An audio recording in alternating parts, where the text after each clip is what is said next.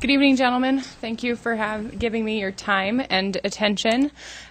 This is our annual Farmers Market Commission report. Obviously, I'm not Kathleen Burns. I'm standing in for her. She very strategically put this on an agenda when she was on vacation. I'm sure of it.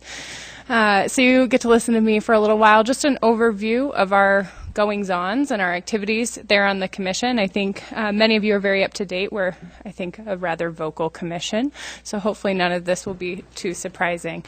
Before I dive into it, I just want to say thank you for the proclamation at the beginning of tonight's meeting.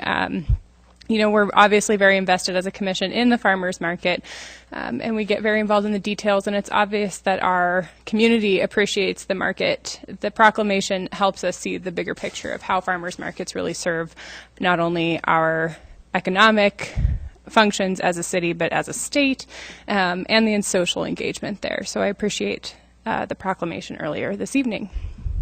So our commission, quickly, it's just made up of, we have community members, myself included. We have Gina Terusio from the Chamber of Commerce, and we have vendors on the market, one from our food vendors, one from our produce, and one from our craft, Linda, Marcy, and Amanda, excuse me.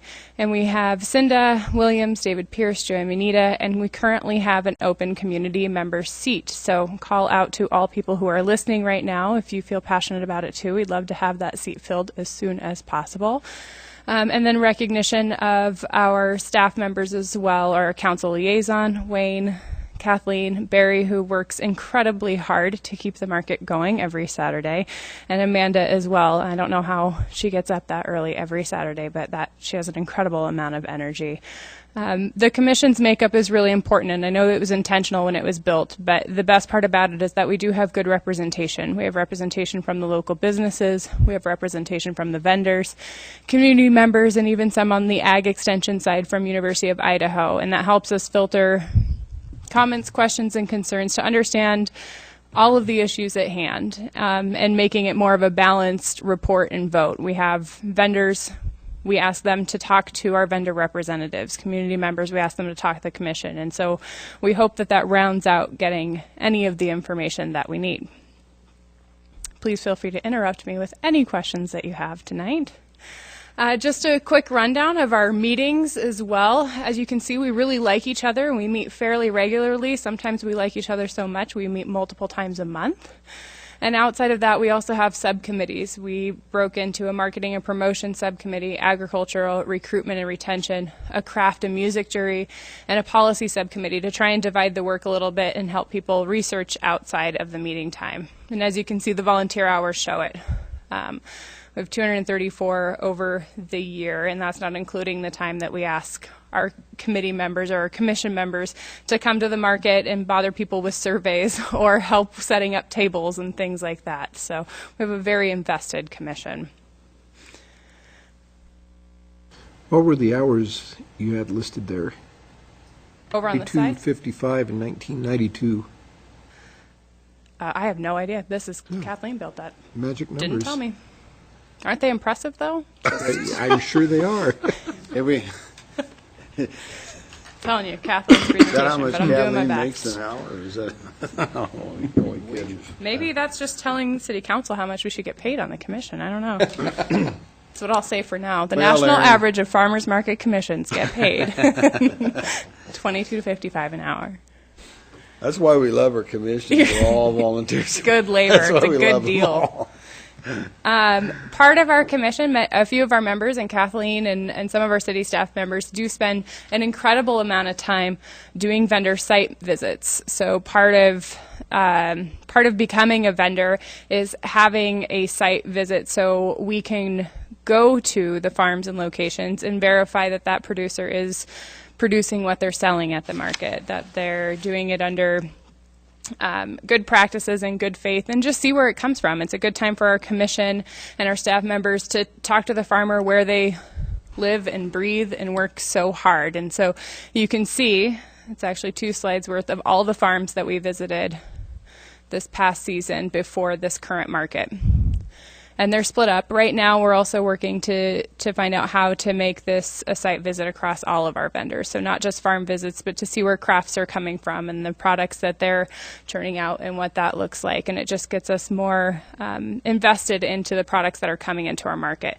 We also get a lot of side comments, or not a lot, but a few side comments of, do they really grow that? How do you get that to grow where that farmer says that they live? And so it's nice for us to go back and say, we did go to that site and they do grow that. I promise you, all of those strawberries are real. They grow every single one of them. Or those beans, they did grow those. It's an incredible operation. And it's really nice for our commission to be able to go back and say that we've been there and we've seen it and it's a great operation.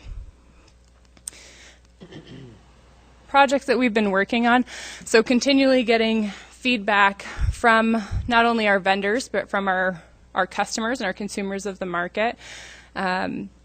We have probably every meeting we have somebody for public comment, either customer or vendor or local business, and that seems to be growing, which is nice. It shows that people are understanding what the Farmers Market Commission is for, and it brings recognition to any issues that we can help bring clarity to or help change if needed. We work to reduce walk-on vendor fees, which you've seen in the policies, and I won't read all of these to you, but we've just tried to kind of tighten up the market has been an overall goal.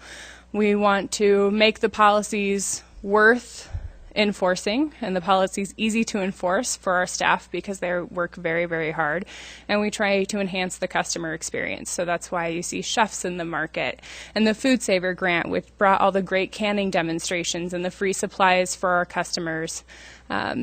And the music, obviously, and recruiting good talent. And we have buskers elbowing each other's for spaces because they enjoy our market so much, and it's such a nice way for them to earn their Saturdays or spend their Saturdays. We've also worked on new graphics for market signs and making some of our policies more clear so you can see that it's a very busy city staff members and commission when we're able to meet. Some of the policy recommendations on here are not necessarily current, but things that we have worked on in the past. So making sure we clarify how universities and the college student groups fit into our market, making sure that children have access to the market, and that has actually grown and grown and grown so they can vend. And it's been a really fun addition to our market, and to see children out there, hawking their goods and building a nice business for themselves. We've been trying to make the policy manuals more clear and making sure that people understand what the site visits are for, that it's not meant to be an investigation, but just simply a visit to know what's going on and to meet our farmers. Trying to make the sales reporting more clear and easy for people to understand, and making sure they understand that information is important for the city to know, because the city gives a lot to the market. We want to make sure that they're getting the numbers that they need to continue supporting it. As you know, we passed the resolution for non-smoking. I have not heard any complaints yet. Doesn't mean they don't exist. I just can go on record saying I haven't heard any yet. So we continually talk about the resale policy. Any of you who have been here for the last couple of years know that that's been a highly contested debate, and it seems to come up every year. So we continue to revisit that, looking at other farmers market policies and making sure that we're doing what's right for our farmers market. So what's special about blueberries and asparagus? We don't have enough of them in our map to sustain the demand without allowing vendors to resell from producers outside of our zone. And they're also perennial crops, and so more difficult to get established. You can't just grow them as an annual. We've talked a lot about blueberries and asparagus. That's what everyone says. I can't get rid of asparagus. We'll come to the market and sell it then. It's like buying zucchini. If you got to buy zucchini, you don't have enough friends. Yeah, Speaking of, if anyone needs one, I have a bunch on my counter right now. So, blueberries and asparagus, honestly, it's just demand. We've talked about it a lot, but we have Significant demand for that. Enough. Yeah, and it mostly because of the early season. Those are things that we have earlier in the market. Yeah. And Aaron, I think it's important to note too that when we use the term resale, we're not allowing people to just go to the grocery store and buy them and then come into the market and resell them. These are they're being purchased from other farms, wholesale price, because those particular folks are not coming to the farmers market. And so that's the resale part, just so that we have the product that the people want at the market, right? Yep. Thank you for clarifying. Yeah, and we have to know what farmer they're getting them from and where they're located and information on those farmers as well. But right now there was a strong opinion to eliminate resale, to allow blueberries and asparagus to be established here, and we just didn't have enough support for it. But it's one of those things that comes back every year to discuss. So As soon as somebody's selling them, then that's where makes your difference, I guess. we have value-added policies. Just to clarify, value-added are kind of the prepared foods that come in. So just clarifying what they're bringing in and the ingredients that they're using and the products that they're bringing. So we're looking at those policies to make sure that it's clear. There's also some inconsistencies there's 4 types of vendors in our managed by market application, but only 3 in the policies. So a lot of this is just shoring up for consistency's sake. And then, as you all know, beer and wine sales at the market were approved for this year. So we're continually just checking to see how those are doing, to see if that's something we want to permanently keep in our market or request to permanently keep in our market. How are they doing? So far, so good. We haven't had a lot of vendors, so there was concern about having too many, and we have a limit on it, but we haven't even hit that limit this year. But the few that have come have done very well, and the reasons that we're getting for vendors not coming is that they're doing too well and they don't have time to come to the market. So that's a good problem for our community to have. But we paired one of our wine vendors next to one of our cheese vendors, and that seemed to work out really well for both of them. So strategic placement seems to help there too. And then upcoming, these are just some of the things that Kathleen included. So the consumer and vendor forums, just again educating our community that the commission exists and trying to get us out there so people filter through us and we can be up to date on how the market's serving our community. Continually looking for ways to access a volunteer group just to get more feet on the ground on those market days to make set up and take down that much more streamlined and help support our patrons using the market. Looking at our policies again, like I said, and finding common practices and making sure that those are clear and consistent across all of our documents. Amping up our social media and just using that to promote vendors of the week, specials, any changes that might happen for the market.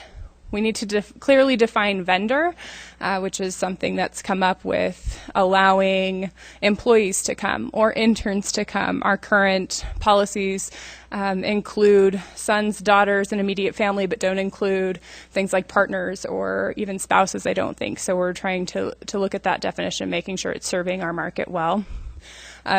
Continually looking at the word local, even though that's a very hard target to hit. And looking at our market fees, we've talked a lot with Gary about the fee structure and looking at the city budget reports and just trying to find a long-term fee solution for the market to figure out the best vendor fees, taking into account what the city provides for the market and how we can keep it sustaining as long as possible. Other topics that aren't on here that the commission is looking at, we've had a lot of discussion about the free speech zone, so we're looking at Friendship Square, and if there's any modifications that we might consider there. Looking at an emergency response plan for things like extreme heat or smoke, as we can see in our air now, and we don't really have an emergency response plan. That what do we do if it's not a safe outdoor environment? How do we call the market? Is there at any point would we cancel the market, and how would we get that information out? So just making that strategic plan. Looking at the overall market map, we continue to grow. Typically, we don't hit max capacity until the peak of the season, which is about now. This year, we hit it like week 2 or 3. It was a early warm spring, so we had more items early, but we also had more of all of our vendors. And so looking at, do we have enough room for all the people that want to be included? Is it necessary to expand, or do we think about the market that we have and keep the space that we have allocated to us and just change who is in and that rotation? Other things that are very important to us right now is electrical usage. We currently don't have enough electrical supply to the market to accommodate all the vendors that would like to be there.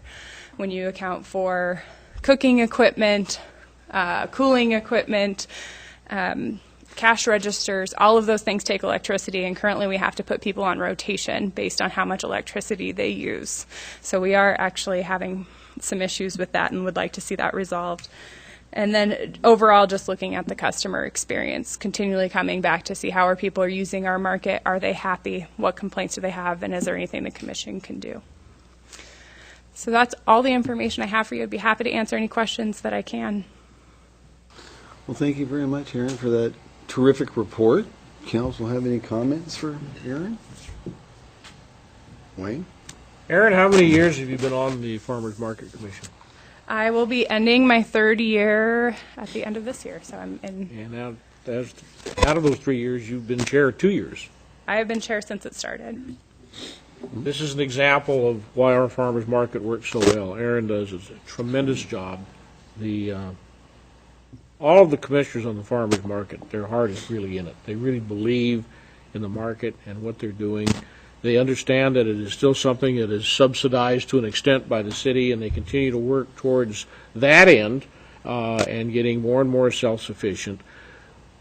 Moscow's farmers market, as we know, is setting the standard within the state of Idaho for farmers markets, and I think that's really a marvelous thing for us. So, Aaron, thank you very much for your service and the rest of the commissioners. You're welcome, and thank you. Thank you, Aaron. Good job.